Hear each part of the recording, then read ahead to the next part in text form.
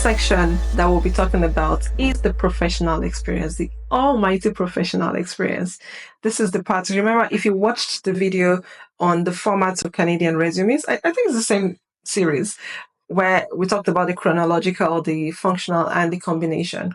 And we said that we're going to be focusing on the chronological format because that's what a lot of employers expect you to have in Canada. So this section talks about your job titles, your employer names, the date you were employed, the cities, provinces, or whatever title is applicable for your home country, city, province, states, any of those things, right? Dates of employment, your key responsibilities, and your achievements in each role.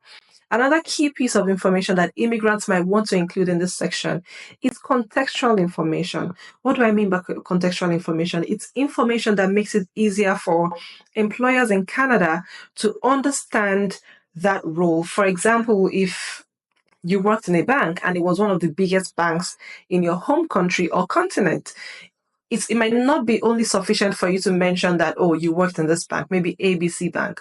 You may want to include top 10, or you may want to put in like a bracket or after a hyphen that this bank is the top, one of the top 5 banks on your continent, or a bank of that had 700 branches or 200 branches, some sort of contextual information that makes the employer understand that, oh, okay, this is where this person used to work. This is the context within which they used to work, and they can then apply that information to the position and see how you might be a fit, with the position that you are applying for.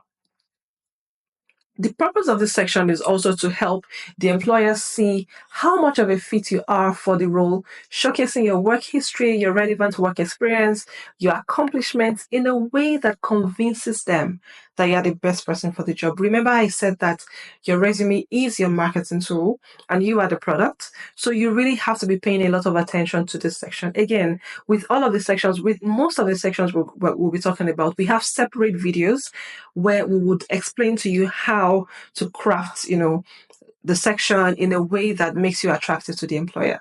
For the professional experience section, we have a video where we'll be talking about how you can use AI to, help you craft great bullet points in terms of your responsibilities and achievements for your professional experience section.